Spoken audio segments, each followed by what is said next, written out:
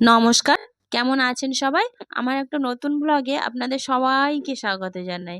আজকে ব্লগটা কিন্তু একটা রেসিপি। তো অনেকদিন রেসিপি দেওয়া হয় না। দীর্ঘ ১ মাস ধরে কোনো রেসিপি দেওয়া হয় না। তো পুরী গিয়েছিলাম। পুরীতে বেশ আ ১ সপ্তাহ কেটে গেছে। তারপর পুরী থেকে বাড়ি এসে পুরীর রেস্ট কাটাতেও ১ সপ্তাহ কেটে গেছে। আর তার উপরে আছে নিজের সেন্টার, ছেলেমেয়ের স্কুল, ছেলেকে স্কুলে নিয়ে আসতে যাওয়া। এই সবকিছু মিলিয়ে না যা হাতের কাছে পাই সেইগুলোই রান্না করি। রান্না করে আর ভিডিও দেখানো হয় না। কোনো ভিডিও করতে গেলে একটা সময় লাগে। যে রান্নাটা আপনার ১০ মিনিটে হয়ে যাবে, আমি সাপোজ একটা ধরছি ১০-১৫ মিনিটে হয়ে যাবে, সেটা ভিডিও করে দেখাতে গেলে না মিনিমাম অন্তত ০.৫ ঘন্টা ৩৫ মিনিট তো লাগবেই। তো সেরকম মানে অত টাইম থাকে না। নিজের সেন্টার থেকে বাড়ি আসি ১১টা ১১:৩০ বেজে যায়। তারপরে আবার ১:৩০টার সময় ফের ছেলেকে আনতে যেতে হয়। ২টোর সময় ছেলের ছুটি হয়। বাড়ি থেকে ১:৩০টার আগে তো বেরোতেই হয়।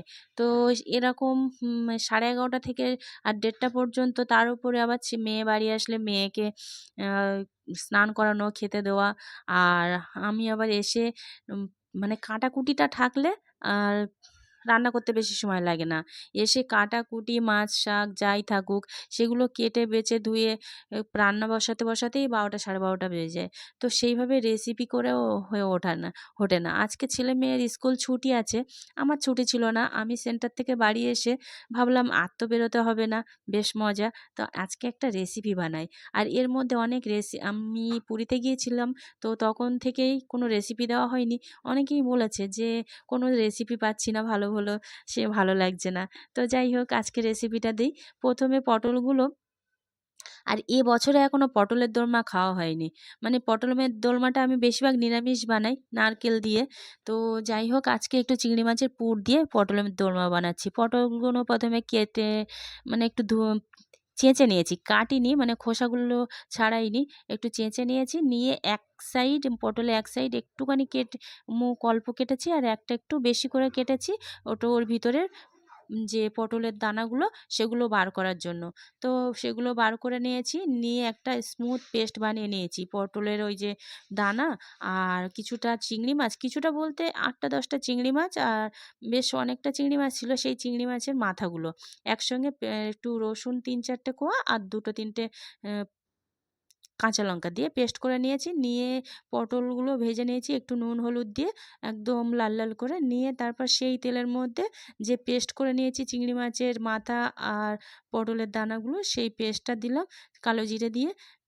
দিয়ে ভালো করে একটু নুন হলুদ দিয়ে কষিয়ে নিলাম। বেশ অনেকক্ষণ ধরেই কষালাম। কষিয়ে যখন একদম শুকনো হয়ে আসবে তখন একটু চিনি আর গরম মসলা দিয়ে ভালো করে নাড়িয়ে চাড়িয়ে নামিয়ে নিলাম। এবার পটলের পুর ভরার পালা। তো পটলগুলোর পুর ভরবো। আর পুরটা ভরে এবার মাথাটা আটকে দেওয়ার জন্য না টুথপিক দরকার। তো টুথপিক ছিল না বলে ওকে বললাম একটু আ মানে নারকেল কাঠির ব্যবস্থা করে দেবে? তা ও আবার একদম নতুন গাছ থেকে পাতাগুলো নিয়ে সেটা চেঁচে দিচ্ছিল। তো সেটা দিয়েই কাজ চালিয়ে নিলাম। বেশ ভালোই হয়েছে, একই তো। তো পটলের পুরগুলো সুন্দরভাবে ভরে নিলাম। একদম ঠেসে পুরগুলো ভরে নিয়েছি। নিয়ে আর মাথাটা ওর উপরে মাথাটা দিয়ে কাঠি দিয়ে সুন্দর করে গুঁজে দিয়েছি। এক সাইড দিয়ে দিয়েছি। তাহলে আর ওটা মানে খুলে যাওয়ার ভয় থাকে না। আর মাথাটা না আটকালে না মানে খুলে যাওয়ার ভয় থাকে। আমি এর আগে করে দেখেছি ওর মাথার উপরে আটা দিয়েও দেখেছি। অনেক সময় আটাটা না তেলের উপরে ভাজতে গেলেই খুলে যায়। তো সেইজন্য পটলের মুখটাই দিলাম। তো এটা আমি উম প পটলের মুখ ১ম দিয়ে এইভাবে কাঠি দিয়ে গেঁথে দিলাম। এর আগে আমি যতবারই পুর ভরা মানে পটলের দোরমা করেছি, ততবার এমনি খালি মুখটা দিয়েই করেছি, মানে আটকাইনি। তো আজকে আটকিয়ে নিয়েছি। তো সবগুলো পুর ভরে এইভাবে সুন্দর করে কাঠি দিয়ে আটকে নিয়ে চলে গেলাম রান্নার কাছে। তো সর্ষের তেল কড়াইতে ফের খানিকটা সর্ষের তেল দিলাম আর পুরো রান্নাটা সর্ষের তেলেই করব। তো সর্ষের তেল দিলাম, দিয়ে এ একটা বড় সাইজের পেঁয়াজ এটা পেস্ট করে নিয়েছি সেটা দিলাম। দিয়ে বেশ খানিকটা নাড়াচাড়া করে তারপরে আদা, রসুন আর কাঁচা লঙ্কা একসঙ্গে পেস্ট করে নিয়েছিলাম। সেটা ১ চামচ দিয়ে একটু নাড়াচাড়া করে টমেটো একটা বড় সাইজ টমেটো পেস্ট করে নিয়েছি সেটাও দিয়ে দিলাম। দিয়ে ভালো করে কষিয়ে নিয়েছি মশলাটা। নিয়ে এবার গুঁড়ো মশলা দেওয়ার পালা। নুন, হলুদ গুঁড়ো, জিরে গুঁড়ো, ধনের গুঁড়ো আর একটু কালার হওয়ার জন্য কাশ্মীরি লঙ্কার গুঁড়ো। তো এটা অপশনাল, তবে বেশ ভালো লাগে দেখতে জানেন। তো কাশ্মীরি লঙ্কার গুঁড়োটা দিয়ে ভালো করে একটু কষিয়ে নিলাম, একদম তেল ছাড়া পর্যন্ত কষিয়ে নিয়ে একটু জল দিয়ে দিলাম। দিয়ে দুটো চেরা কাঁচা লঙ্কা দিলাম। আর ঝোলটা ফুটছে, ঢাকা চাপা দিলাম একটু, বেশ খানিকক্ষণ মানে 30-40 সেকেন্ড মতো। ঝোলটা ফুটে গেলে তারপরে পুর ভরে রাখা পটলগুলো ওতে দিয়ে দিলাম। দেখতে অসাধারণ লাগছে, দেখুন কি সুন্দর লাগছে না? তো যাই হোক, দিয়ে ঢাকা চাপা দিয়ে রান্না করলাম বেশ 5-7 মিনিট। এরম ঢাকা চাপা দিয়ে একটু উল্টে পাল্টে রান্না করলাম, তাহলে ওই পটলটা সিদ্ধ হয়ে যাবে। তারপর 5-7 মিনিট পরে ঝোলটাও মরে গেলে একটু চিনি দিয়ে দিলাম আর একটু গরম মশলা। টেস্টটা বেশ বাড়ে তো চিনিটা দিলে।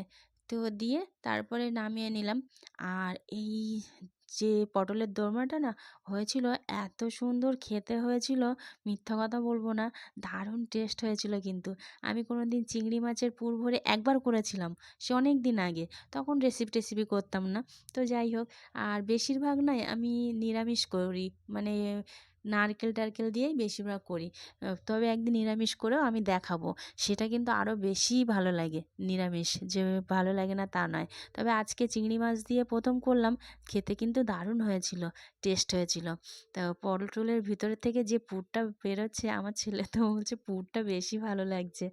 আর গ্রেভিটা তো ভাতের সঙ্গে মাখিয়ে নিয়ে, কাঁচা লঙ্কা একটা ডলে নিয়ে, আর পটলের মানে ভিতরে পুরটাও মাখিয়ে নিয়ে একসঙ্গে পটলের সঙ্গে খেতে যা, গরম ভাতের সঙ্গে যা লেগেছে না, একবার হলেও আপনারা এইভাবে ট্রাই করে দেখবেন, বেশ ভালো লাগবে। আমার তো খুবই ভালো লেগেছে। তো এতক্ষণ তো রেসিপিটা দেখালাম। কেমন লাগলো রেসিপিটা অবশ্যই জানাবেন। যদি ভালো লাগে তাও জানাবেন, যদি ভালো না লাগে কমেন্টে অবশ্যই বলবেন। আমি কিচ্ছু মনে করব না। তো এখনকার মতো টাটা।